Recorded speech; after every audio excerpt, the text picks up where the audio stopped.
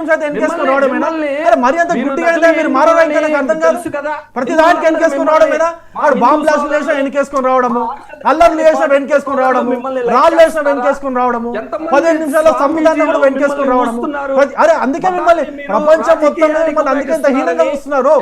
ప్రపంచం మొత్తంలో మిమ్మల్ని అందుకే ఇంత హీనంగా చూస్తున్నారు. ప్రతిదానికి సిగ్గుండాలా వెనకేసుకుని రావడానికి? అరే మంచి చెడు అనేది కొంచెం ఉంటది కదా, ఏది కరెక్ట్ ఏది రాంగ్ అనేది ఉంటది కదా. మామూలుగా లేమెన్గా ఆలోచించినా ఏది మంచి ఏది చెడు అనేది ఉంటుంది కదా. మంచిని సమర్థించు, చెడు చేస్తే చెడు అని చెప్పు. నా వాడైనా నా తమ్ముడైనా నా సొంత తల్లిదండ్రులైనా కూడా చెడు చేస్తే చెడు అని చెప్పు, దాన్ని సమర్థించకు. అరే మీ ముస్లింలు అయితే చెడు చేస్తే సమర్థించేసుకుంటావా? మీ ముస్లింలు అయితే బాంబ్ బ్లాస్టులు వేసి సమర్థించేసుకుంటావా? మీ ముస్లింలు అయితే అల్లర్లు వేసి సమర్థించుకుంటావా? మీ ముస్లింలు అయితే పోయి చంపేస్తే సమర్థించుకుంటావా? ఏం మనిషి నాకు అర్థం కాదు. ఎన్ని నాలుకలు ఉండే మీకు అర్థం కాదు, ఏం తింటున్నారు మీరు నాకు అర్థం కాదు. మరింత దారుణమా? అరే ఇప్పుడు ఏమన్నాడైనా 2.5 కోట్లు నేను ఇస్తే తీసుకుంటే నేను ఒప్పుకొని అన్నాడు, నేను వ్యతిరేకిస్తా అన్నాడు, మళ్ళీ సౌకర్యాలు కల్పిస్తా అంటాడు. ఏం తిప్పి మాట్లాడుతున్నావా? నాకు అర్థం కాదు. దేనికి దానికి కొంచెం అర్థం ఉండాలి కదా. అరే మతాలు పక్కన పెట్టు, మనిషిలాగా ఆలోచించిపోని, మనిషిలాగా ఆలోచించు. తబ్లీగా జమాత్ పైన అమెరికా, రష్యా, మీ సౌదీ దేశం కూడా నిషేధం విధించింది. ఎందుకు విధించింది? అటువంటి సంస్థకు మీరు ఎందుకు మీ అంత మారుతున్నారు? ఎందుకు నాకు అర్థం కాదు. ఏంటి ప్రాబ్లం ఏంటి? 2020లో ఎంతమంది కరోనా వచ్చినట్టు చేసిరు, అయినా కూడా ఎందుకు దాన్ని వద్ద వాడుకుంటూ ఉంటాడు నాకు అర్థం కాదు. ఏమయ్యా నాకు అర్థం కాదు. తబ్లీగ్ అంటే ఏంటి? తబ్లీగ్ అంటే ఏంటి? ప్రచారము. మీ మత ప్రచారం చేసుకోవడానికి ప్రభుత్వం డబ్బులు కావాలనా? తబ్లీగ్ అంటే ఏంటి? అర్థం ఏంటి? నువ్వు చెప్పు. మీ ముస్లింల తబ్లీగ్ అంటే ఏంటి? తబ్లీగ్ అంటేనే ప్రచారం కదా. ప్రచారానికి మీకు ప్రభుత్వం సౌకర్యాలు కల్పించాలనా? మీ ఫంక్షన్ హాల్లో చేసుకోండి, స్టేడియం బుక్ చేసుకోండి, డబ్బులు కట్టి చేసుకోండి. ఏమయ్యా మరి బహిరంగ సభలు మేము రాజకీయ పార్టీలు కూడా చేసుకుంటాయి. చేసుకున్నప్పుడు ఏం చేస్తాయి? గ్రౌండ్ బుక్ చేసుకుంటాయి, డబ్బులు కడతాయి. ఆ డిపార్ట్మెంట్కి ప్రతి ఒక్క డిపార్ట్మెంట్కి పర్మిషన్లు తీసుకుంటాయి, వాళ్ళకి డబ్బులు కడతారు. డబ్బులు కట్టి మేము సభలు ఏర్పాటు చేసుకుంటారు. మరి మీకెందుకు గవర్నమెంట్ ఎందుకు ఇవ్వాలి వస్తువులు అవన్నీ? పవర్కు డబ్బులు ఇవ్వాలంట, వాటర్కు డబ్బులు ఇవ్వాలంట. అక్కడ స్టేజ్ పైన ఉండడానికి 45 లక్షలు ఇచ్చారు కదండి, క్లియర్గా ఉంది. అరే సమర్థించుకోవడానికి ఒక హద్దు ఉండాలా? దేనికైనా ఒక హద్దు అదుపు ఉంటుంది కదా. మరి అంటే హిందువులు అమాయకులు అని చెప్పేసి, ఈ దేశంలో ఉన్న వాళ్ళందరూ కూడా అమాయకులు అని చెప్పేసి మీరు అంతగా నమ్మించాలని చూస్తే అంత ఈజీగా లేదు. ఇప్పుడు మీ జమానా మారిపోయింది. మీరు చాలా రోజులు నమ్మారు.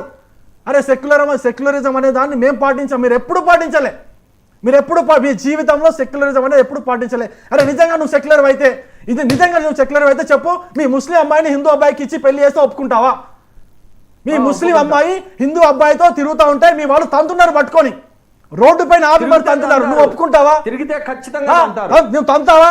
నువ్వు వాళ్ళని తంతావా? వచ్చి వాళ్ళపైన కేసు పెట్టు. మరి అది తప్పని చెప్పేసి మాట్లాడు, అది తప్పని మాట్లాడు. ఒక ముస్లిం అమ్మాయిని హిందూ అబ్బాయి పెళ్లి చేసుకుంటే మీ వాళ్ళు వచ్చి తంతున్నారు, ఇండ్ల పైన దాడులు చేస్తున్నారు, హత్యలు చేస్తున్నారు. అది తప్పని నువ్వు చెప్పు, అది నువ్వు తప్పని చెప్పు. అదే ముస్లిం అబ్బాయి చేసుకుంటే ముస్లిం అబ్బాయి ఇప్పుడు సమాధానం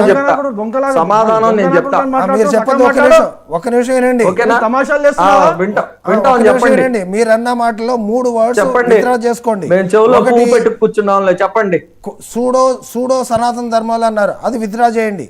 మీరు సూడాలి మళ్ళేమా మిమ్మల్ని మేము జిహాదీలు అంటాం, మీరు భరిస్తారా? మిమ్మల్ని సూడాని ఎందుకన్నా? మీరు ఒకటి ఆశా ధర్మం అన్నది ఎక్కడా లేదు.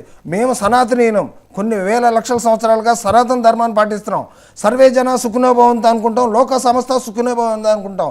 ప్రపంచం మొత్తం మేము అన్నం పెట్టిన వాళ్ళం, ప్రపంచం మొత్తం బాగుండాలని మేము అనుకుంటా ఉంటాం. మీలాగా ఒక్క దేశం బాగుండాలి, మా మతమే బాగుండాలి, మిగతా వాళ్ళని చంపేయాలి, విగ్రహారాధనలు చంపేయాలని మేము ఎప్పుడు అనుకోలేదు. ఈరోజు 2 గంటల క్రితం నీలోఫర్ హాస్పిటల్ దగ్గర ఒక హిందూ అబ్బాయి ముస్లిం అమ్మాయి వెళ్తుంటే అతన్ని చావుగొట్టి చంపులు మూసారు. మీరు దాన్ని సమర్థిస్తారా? చెప్పండి. మీరు అన్నారు కదా సూడో సెక్యులర్లు, సూడో సనాతనవాదులని, మీరేదో మాట్లాడగలుగుతున్నారు? మీరు ఇంకొక విషయం వినండి.